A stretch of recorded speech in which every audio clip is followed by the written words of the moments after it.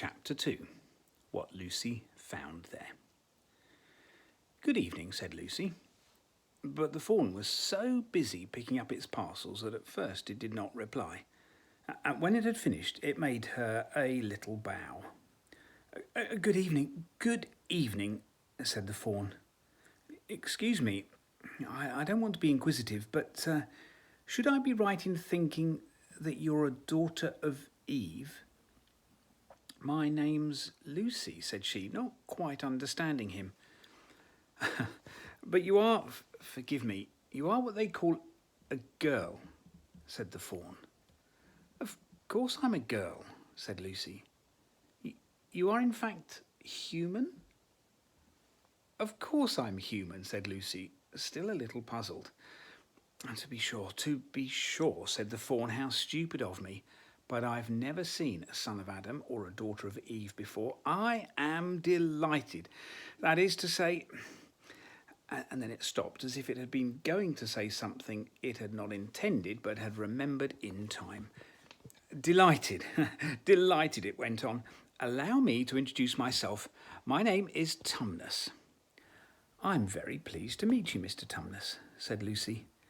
"And may I ask, O daughter of Eve," said Mr. Tumnus, "how have you come into Narnia?" "Narnia? What's that?" said Lucy.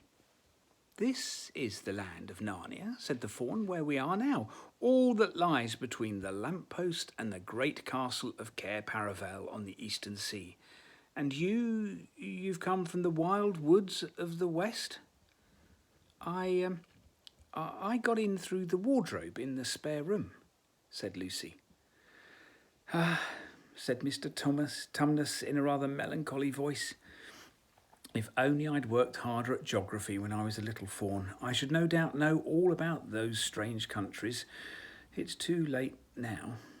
"But they aren't countries at all," said Lucy, almost laughing. "It's only just back there. At least, I'm not sure. It's summer there." "Meanwhile," said Mr. Tumnus, "it is winter in Narnia, and has been for ever so long. And we shall both catch cold if we stand here talking in the snow. Daughter of Eve, from the far land of Spare Oom, where eternal summer reigns around the bright city of Wardrobe, how would it be if you came and had tea with me?" "Well, thank you very much, Mr. Tumnus," said Lucy.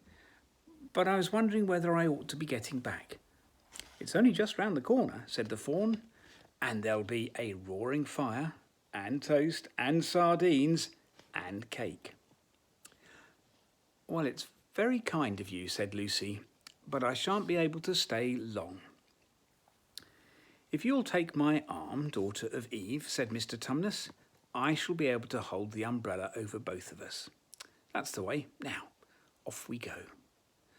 And so Lucy found herself walking through the wood, arm in arm with this strange creature, as if they had known each other all their lives. They'd not gone very far before they came to a place where the ground became rough, and there were rocks all about, and little hills up and little hills down. At the bottom of one small valley, Mr. Tumnus turned suddenly aside, as if he was going to walk straight into an unusually large rock. But at the last moment, Lucy found he was leading her into the entrance of a cave. As soon as they were inside, she found herself blinking in the light of a wood fire. Then Mr. Tumnus stooped and took a flaming piece of wood out of the fire with a neat little pair of tongs and lit a lamp. "Now, we shan't be long," he said, and immediately put the kettle on. Lucy thought she had never been in a nicer place. It was such a little dry, clean cave of reddish stone, with a carpet on the floor and two little chairs, one for me and one for a friend, said Mr. Tumnus, and a table and a dresser and a mantelpiece over the fire, and above that the picture of an old fawn with a grey beard. In one corner there was a door which Lucy thought must lead to Mr. Tumnus's bedroom, and on one wall was a shelf full of books. Lucy looked at these while he was setting out the tea things. They had titles like The Life and Letters of Silenus, or Nymphs and Their Ways, or Men, Monks and Gamekeepers, a study in popular legend. Or, is man a myth?